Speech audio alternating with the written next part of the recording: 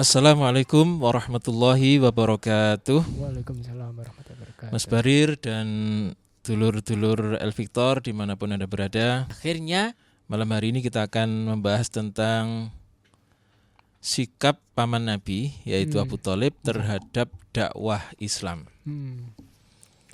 Baik dulur El Victor, kita mulai dari kemarin kita telah membahas tentang dakwah Nabi yang masih bersifat sembunyi-sembunyi ya Mas Barir ya, yaitu da'watus sirri. Nah, dalam rentang waktu ini, setiap menjelang waktu sholat, yaitu sholat fajar dan sholat maghrib kalau sekarang itu. Jadi sebelum turunnya perintah sholat secara resmi itu Mas Barir, itu sholatnya hanya 2 itu, yaitu kalau sekarang mungkin subuh sama maghrib. Dan itu pun semuanya dua rakaat. Ya. Jadi setiap waktu sholat ini Rasulullah SAW selalu melakukan secara sembunyi-sembunyi, dan itu tempatnya di luar kota Mekah. Jadi keluar dulu. Atau di tempat yang jauh dari pantauan paman-paman beliau. Nah, jadi saking hati-hatinya, bahkan ini pamannya belum tahu Mas Barir. Paman-pamannya belum tahu. Dan beliau selalu mengajak Sayyidina Ali, yang waktu itu masih umuran, masih anak-anak lah, masih kecil nih. Masya Allah. Nah, walaupun sembunyi-sembunyi Mas Barir, tetapi akhirnya ketahuan juga oleh pamannya, yaitu Abu Thalib ya.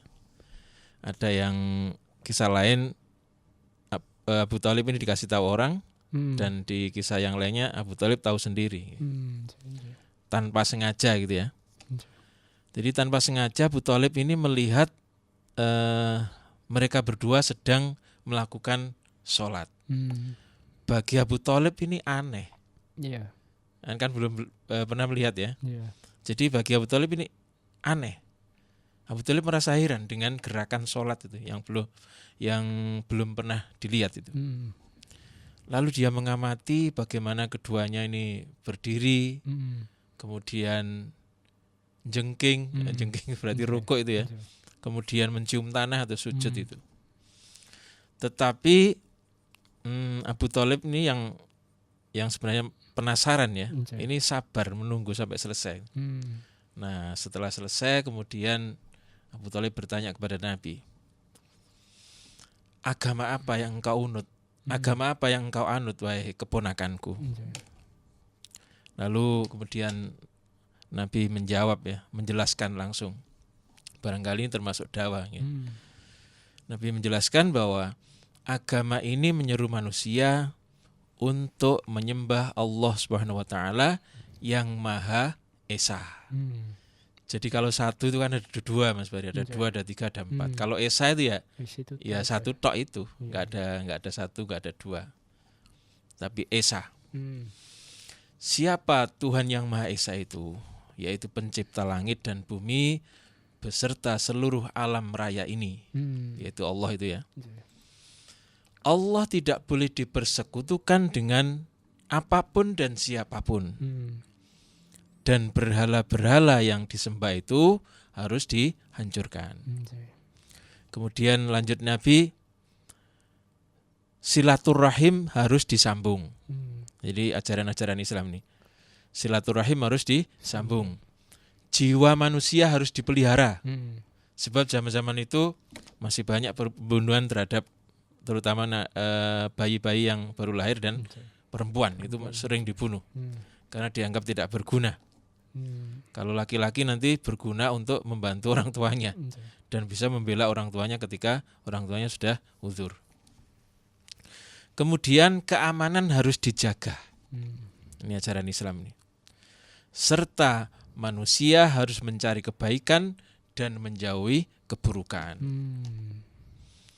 Nah, salah satu pernyataan beliau yang sangat berkesan saat itu adalah gini. wahai pamanku, ini adalah agama Allah, agama para malaikat, agama para nabi, juga agama leluhur kita. Siapa yang dimaksud di sini? Nabi Ibrahim. Iya, betul, Nabi Ibrahim. Agama leluhur kita yaitu Nabi Ibrahim alaihissalam. Allah mengutusku sebagai rasul untuk seluruh alam, untuk seluruh manusia. Sebagai paman, yaitu pamanku, engkau adalah orang yang paling pantas aku beri nasihat dan aku ajak ke jalan yang benar. Dan engkau pula orang yang paling berhak menyambut seruanku dan membantuku dalam menyebarkan agama ini. Ini kata Nabi ketika ditanya oleh pamannya. Ketahuan pas waktu ketahuan itu. Jadi pamannya didakwai. Lalu keduanya terdiam, Mas Barir. Pamannya juga terdiam, Nabi juga terdiam. Nabi menunggu pamannya masih mencerna apa yang disampaikan oleh keponakannya. Jadi Abu Thalib ini tenggelam dalam pikirannya. Kemudian dengan suara yang penuh cinta dan kasih sayang, Abu Thalib ini berkata dengan pelan, ya, Muhammad, keponakanku, aku tak bisa meninggalkan agamaku dan agama leluhurku ini. Masya Allah. Jadi kata-kata ini dipegang terus oleh Abu Thalib sampai beliau meninggal. Sampai beliau meninggal. Nah, setelah itu diam lagi. Nah, setelah diam, kemudian dengan suara yang lebih tegas, Mas Barik. Dengan suara yang lebih tegas, Abu Thalib melanjutkan perkataannya, tetapi demi Allah, aku tidak akan membiarkan sesuatu yang buruk yang akan menimpamu selama aku masih hidup. Masya Allah. Ini kata-kata paman daripada Nabi, yaitu Abu Thalib. Tetapi demi Allah, aku tidak akan membiarkan sesuatu yang buruk menimpamu selama aku masih hidup. Masya Allah. Ini pemuka Bani Hashim dan Bani Muthalib. Kenapa dua Bani? Sebab ayahnya Abu Thalib ini yang bernama Abdul Muthalib ini adalah keponakan dari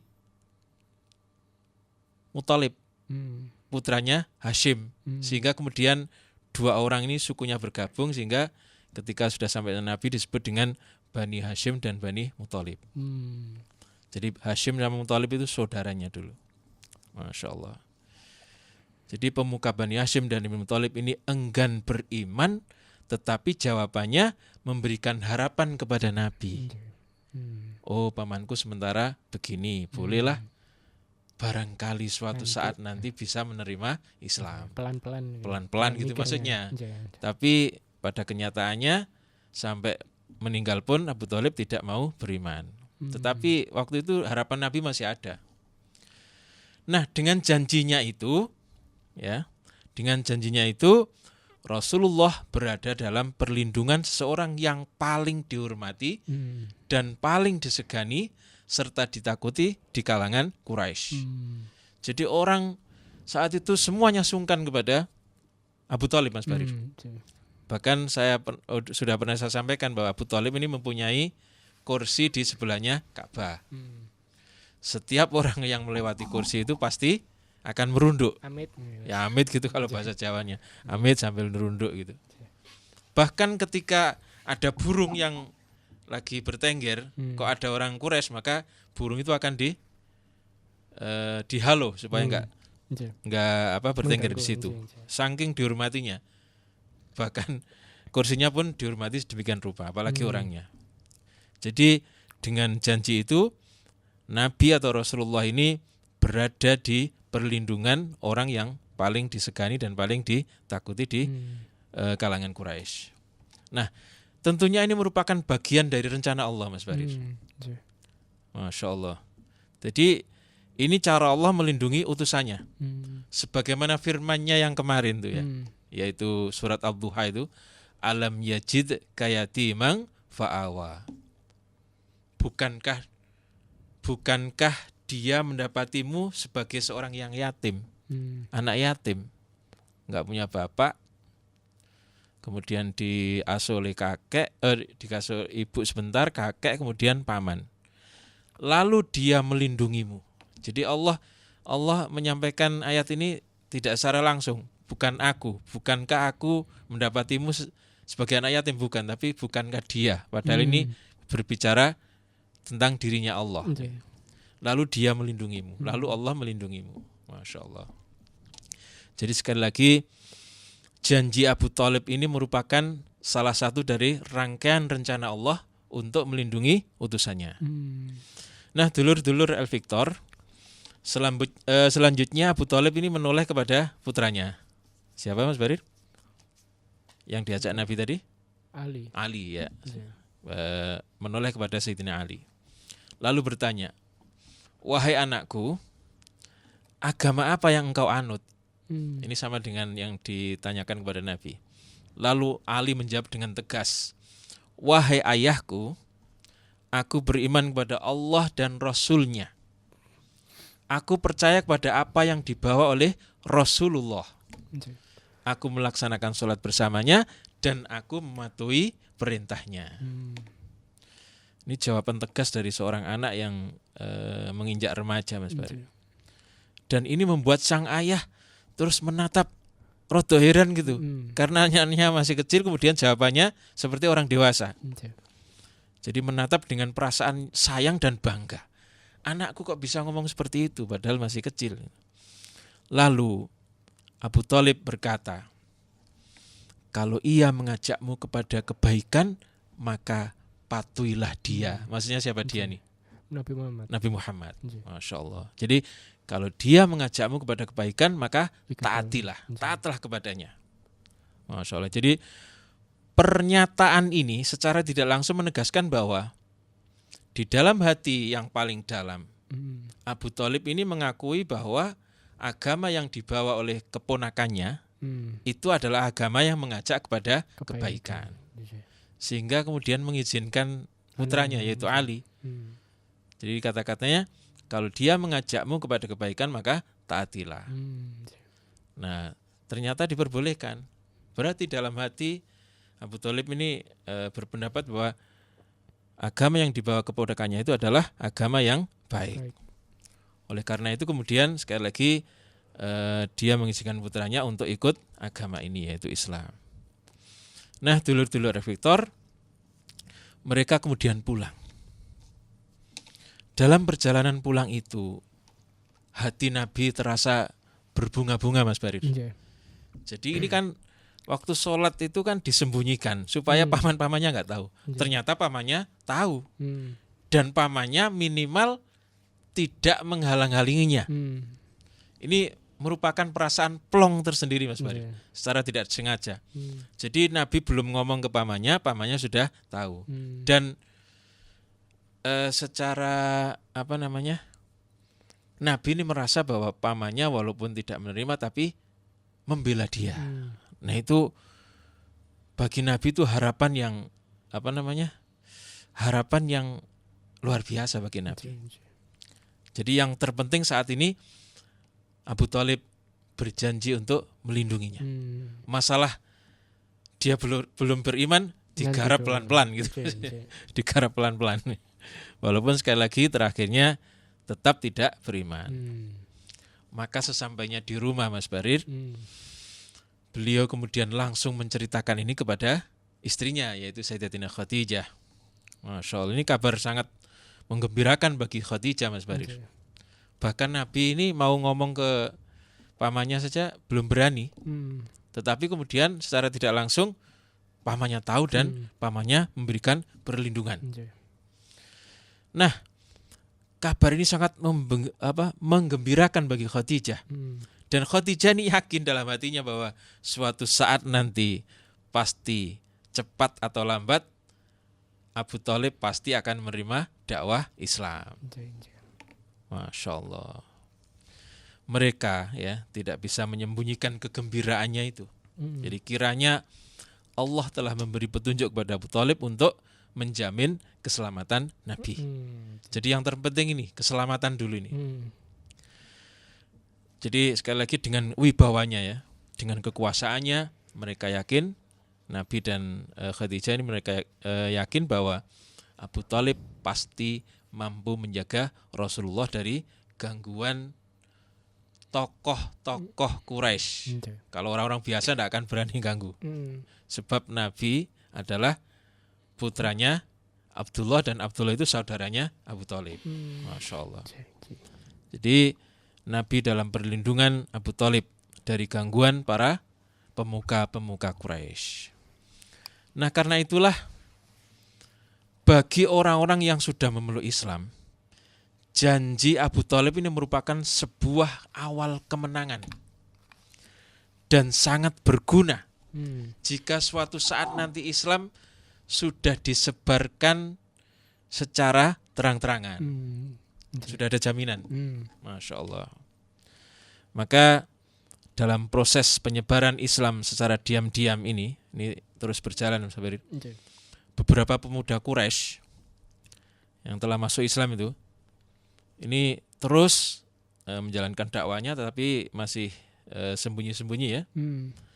Demikian pula dengan budak dan hamba sahaya yang mereka benar-benar merasa bahwa Islam telah membela kepentingan mereka, yaitu ada kesetaraan.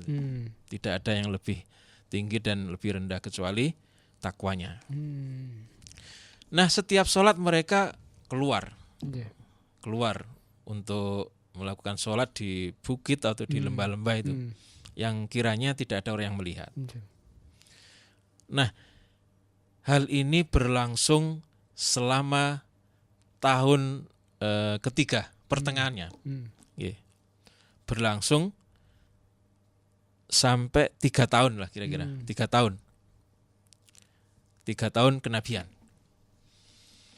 Di akhir tahun ketiga Mas Barir, ada peristiwa yang kemudian mengubah segalanya. Di akhir tahun ketiga. Suatu hari seorang pemuda yang belum genap usianya 17 tahun ya, 17 tahun jalan. Kalau orang sekarang itu mengatakan begitu. Yaitu Sa'ad bin Abi Waqqas. Jadi Sa'ad bin Abi Waqqas ini termasuk 10 orang yang dijamin masuk surga. Sa'ad bin Abi Waqqas yang usianya belum genap 17 tahun ini keluar bersama dengan teman-temannya untuk melakukan sholat. Tanpa disangka-sangka Mas Barir, ada beberapa orang musyrik yang melihat mereka. Maka mulailah orang-orang musyrik ini mencela mereka, menghina mereka, dicap sebagai pengkhianat terhadap kepercayaan leluhurnya. Lalu perdebatan ini semakin panas hingga terjadi perkelahian. Nah dalam perkelahian itu Sa'ad bin Abi Waqqas memukul kepala salah satu di antara orang kafir itu hingga berdarah. Untuk nemen darahnya. Dan di riwayat lain ketika kondisi sedang memanas itu Sa'ad bin Abi Waqqas ini sedang rukuk Mas Barir, diganggu oleh orang-orang kafir Quraisy itu. Kebetulan di sampingnya ada tulang rahang onta, kan lumayan rahang onta itu. Kemudian dipukulkan ke atas gitu. Kalau bahasa Jawa ini disampluk gitu. Dari bawah kan. Masya Allah. Akhirnya ya kena kepala orang Quraisy itu hingga berdarah-darah. Inilah pertama kali darah dikucurkan dalam sejarah Islam. Siapa tadi yang namanya mukul tadi? Sa'ad bin Abi Waqqas. Masya Allah. Sa'ad bin Abi Waqqas. Waktu itu usianya masih 17 tahun. Kalau sekarang itu masih semangatnya masih tinggi. Gak mikir gak mikir resiko. Pokoknya sampluk beres. Masya Allah. Jadi inilah pertama kali darah dialirkan dalam Islam. Dan peristiwa ini merupakan isyarat bahwa hampir berakhir dakwah secara sembunyi-sembunyi. Nah, banyak yang tahu Mas Barir. Mau apa lagi kalau sudah banyak yang tahu? Ya, Masya Allah. Nah, pada saat yang hampir bersamaan Mas Barir, ya selang beberapa hari lah kira-kira, lagi-lagi cobaan menimpa Rasulullah dan keluarganya. Apa kira-kira? Apa itu Ustaz? Tersiar kabar duka, yaitu putranya yang baru lahir kemarin, sudah saya sampaikan. Tapi ini sudah hampir 2 tahun kisah ini, yaitu Abdullah bin Muhammad meninggal dunia. Masya Allah. Jadi anak laki-laki sudah ditunggu-tunggu, doanya pun sedemikian rupa, ternyata diambil juga oleh Allah. Masya Allah. Itu penyebabnya kenapa Ustaz? Penyakit atau apa? Kalau yang ini ndak ada kisah tersendiri Mas Barir. Ya.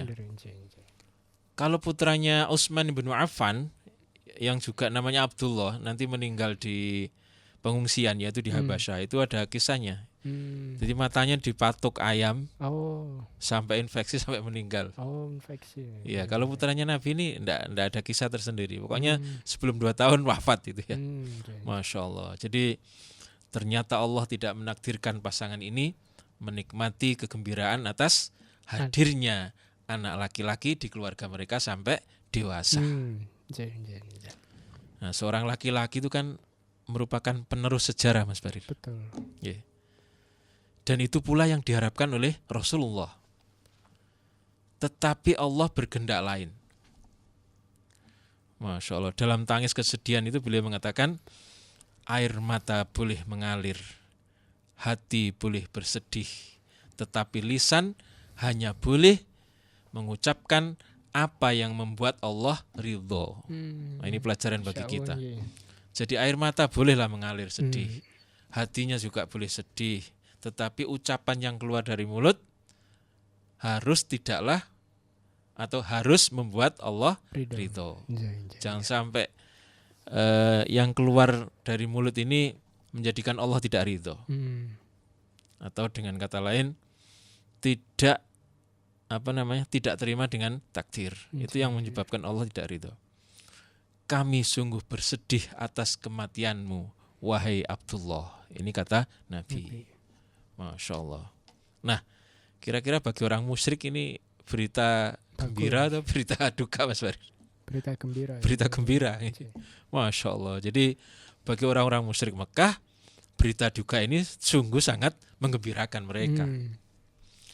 Dalam tradisi Quraisy, ya, anak laki-laki merupakan pelindung bagi orang tua, sekaligus pewaris dan penerus untuk melanjutkan misi mereka. Barangkali mereka punya misi, apalagi Nabi yang punya misi besar. Kemudian mereka beranggapan bahwa dengan matinya Abdullah, maka apa yang dirintis oleh Muhammad tidak akan ada lagi yang akan meneruskan. Dan pengaruhnya tidak akan bertahan lama. Pokoknya kalau sudah Nabi wafat ya sudah selesai, kira-kira begitu pikiran mereka.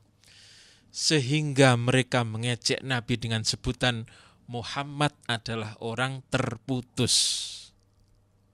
Nah, setelah Muhammad meninggal ya sudah, sejarahnya hilang. Kira-kira begitu yang dimaksud oleh orang-orang Quraisy.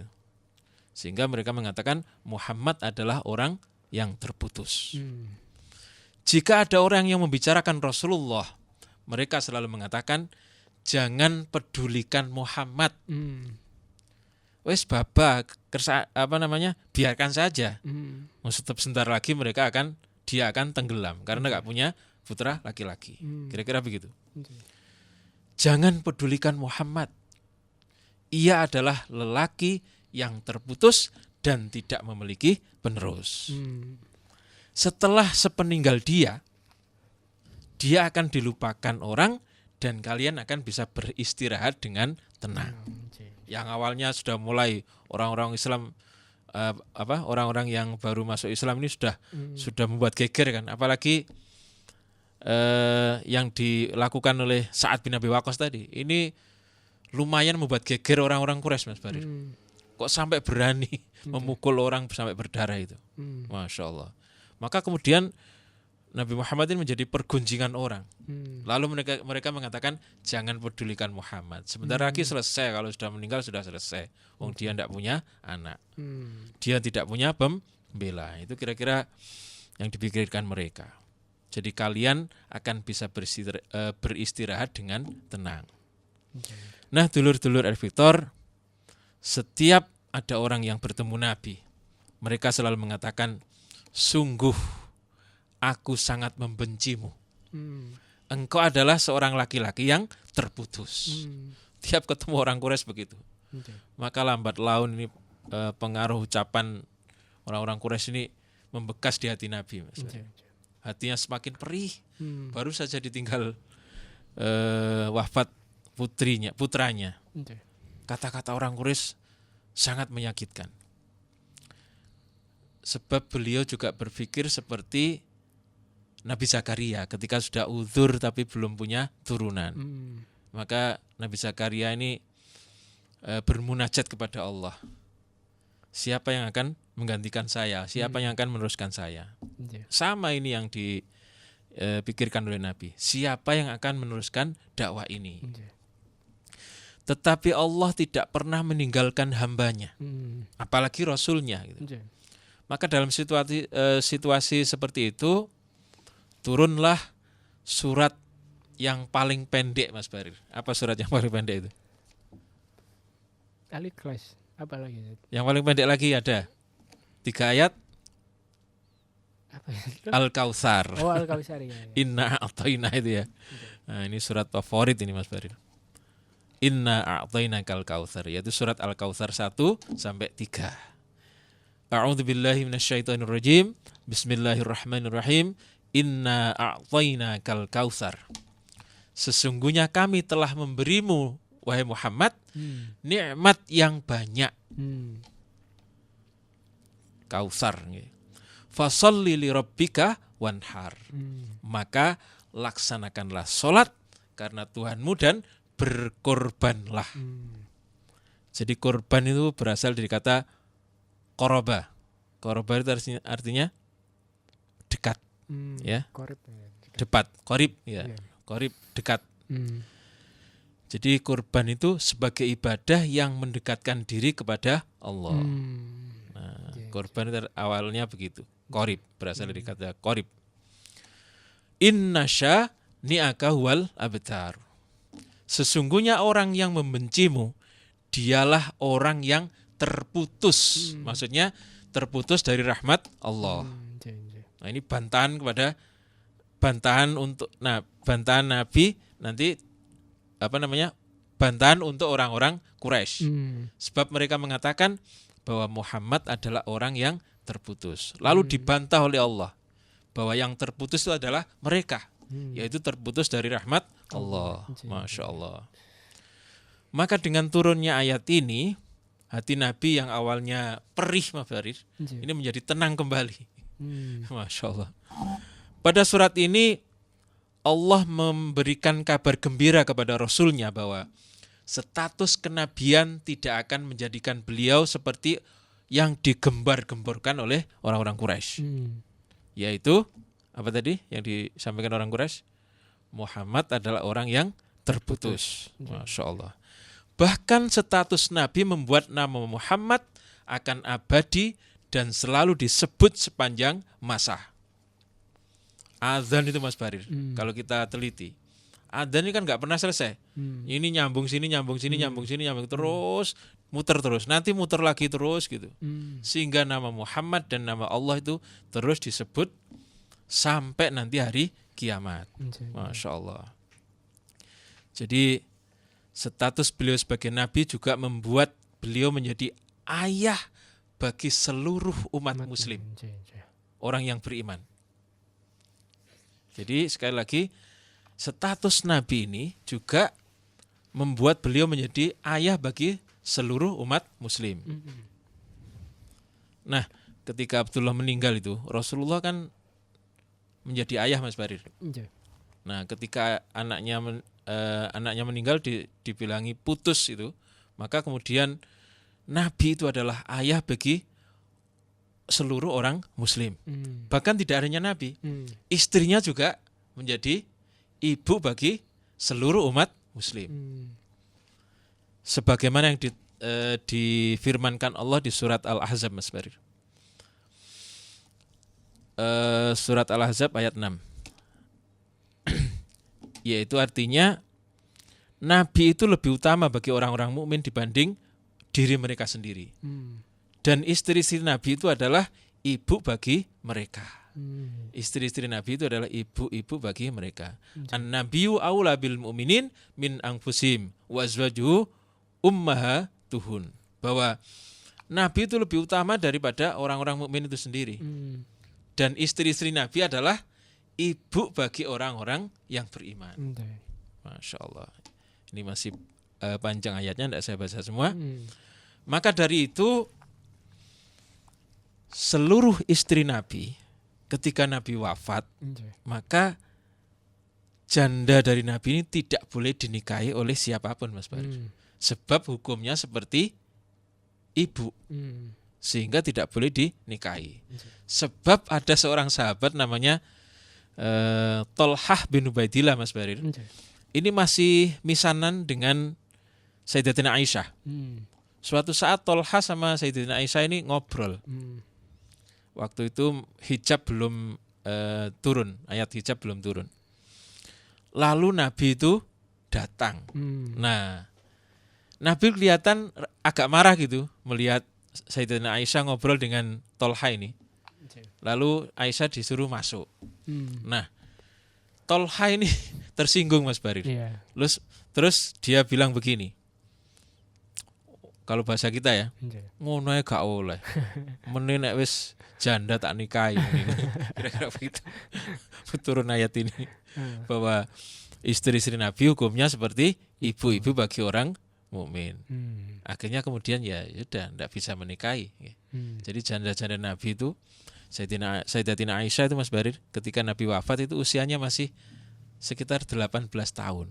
Oh, 18. 18-19 tahun. Masih sangat muda. Sehingga andekan bukan istri Nabi pasti ada yang menikahi lagi. Tapi karena istri Nabi akhirnya ya menjanda sampai meninggal dunia. Nah, dulur-dulur Victor, untuk malam ini sampai di sini dulu. Akan kita lanjutkan pada pertemuan yang akan datang.